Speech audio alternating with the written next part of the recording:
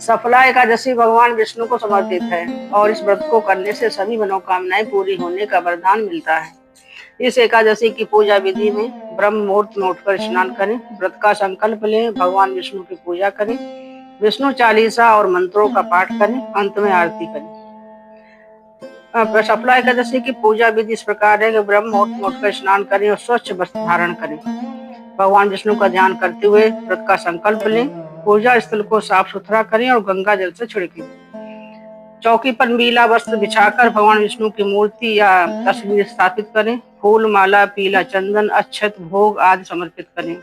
घी का दीपक और धूप जलाएं, विष्णु चालीसा, विष्णु मंत्र और व्रत पाठ का कथा पढ़ें। चौकी पर पीला वस्त्र बिछाकर भगवान विष्णु की मूर्ति स्थापित करें।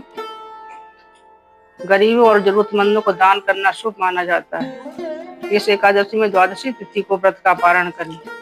सफला एकादशी का महत्व।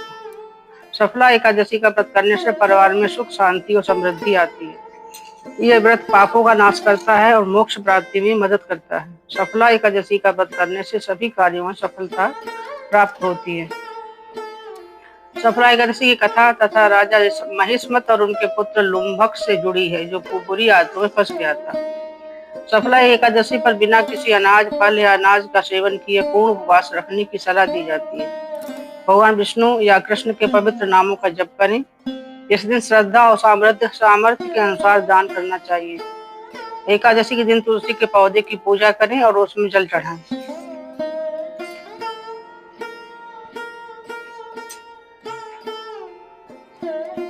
सफला एकादशी की कथा इस प्रकार है कि महाराज युधिष्ठिर ने पूछा कि हे जनार्दन, पौष कृष्ण एकादशी का क्या नाम है? उस दिन कौन से देवता का पूजन किया जाता है और उसकी क्या विधि है?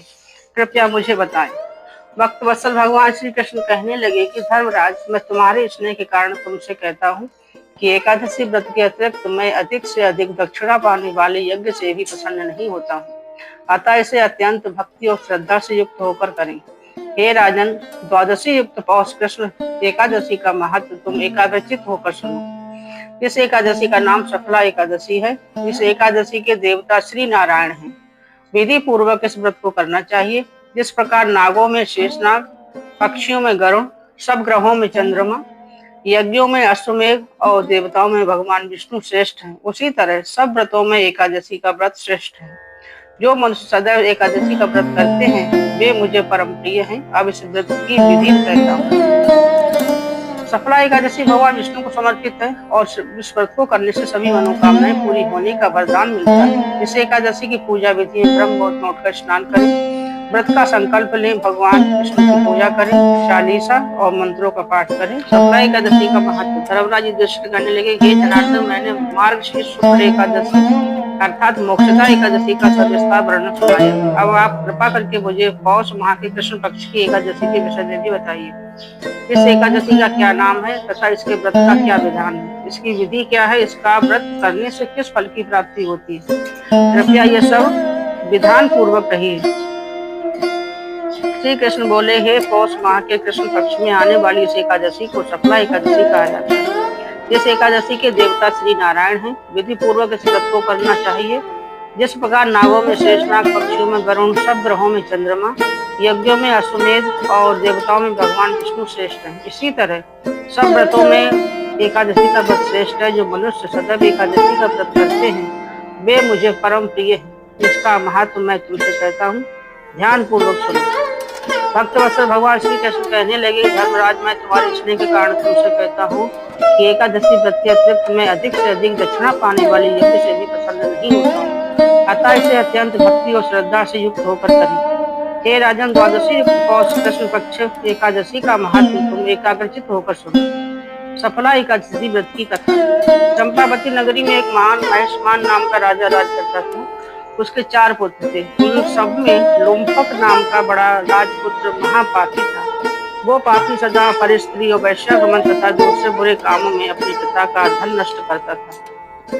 सदा ही देवता, ब्राह्मण, वैष्णवों की निंदा किया करता था। राजा को अपने बड़े पुत्र के ऐसे कुकर्मों का पता चला तो उन्होंने उसे अपने राज्य से निकाल दिया। तब वो विचारने लगा कि कहाँ जाऊं और क्या करूं। अंत में उसने चोरी करने का निश्चय किया। दिन में वो वन में रहता और रात्रि को अपने पिता की नगरी में चोरी करता, प्रजा को तंग करने और उन्हें मारने का कुकर्म करता। कुछ समय पश्चात सारी नगरी भयभीत हो गई। वो वन में रहकर पशु आदि को मारकर खाने लगा। नागरिक और राज्य के कर्मचारी उसे पकड़ लेते, किंतु राजा के भय से छोड़ देते। वन में एक अति प्राचीन विशाल पीपल का वृक्ष था। लोग उसकी भगवान के समान पूजा करते थे। उसी वृक्ष के नीचे वो महापापी लुम्पक रहा करता था। इस वन को लोग देवता की क्रीड़ा स्थली मानते थे। कुछ समय के पश्चात पौष कृष्ण पक्ष की द्वादशी के दिन वो वस्त्रहीन होने का कारण शीत के चलते सारी रात्रि सो नहीं सका। उसके हाथ पैर अकड़ गए। सूर्योदय होते होते वो मूर्छित हो गया। दूसरे दिन एकादशी को माध्याह्न के समय सूर्य की गर्मी पाकर उसकी मूर्छा दूर हुई। गिरता पड़ता वो भोजन की तलाश में निकला। पशुओं को मारने में वो समर्थ नहीं था, अतः पेड़ों के नीचे गिरे हुए फल उठाकर वापस उसी पीपल वृक्ष के नीचे आ गया। उस समय भगवान सूर्य अस्त हो चुके थे। वृक्ष के नीचे फल रखकर कहने लगा, हे भगवान, अब आपके ही अर्पण हैं ये फल, आप ही तृप्त हो जाइए। उस रात्रि को दुख के कारण रात्रि को भी नींद नहीं आई। उसके इस उपवास और जागरण से भगवान अत्यंत प्रसन्न हो गए और उसके सारे पाप नष्ट हो गए। दूसरे दिन प्रातः एक सुंदर घोड़ा उनके अनेक सुंदर वस्तुओं से सजा हुआ उसके सामने आकर खड़ा हो गया। उसी समय आकाशवाणी हुई कि हे राजपुत्र, श्री नारायण की कृपा से तेरे पाप नष्ट हो गए हैं। अब तू अपने पिता के पास जाकर राज प्राप्त कर। ऐसी वाणी सुनकर वो अत्यंत प्रसन्न हुआ और दिव्य वस्त्र धारण करके भगवान आपकी जय हो कहकर अपने पिता के पास गया। उसके पिता ने प्रसन्न होकर उसे समस्त राज्य का भार सौंप दिया और स्वयं वन के रास्ते चल दिए।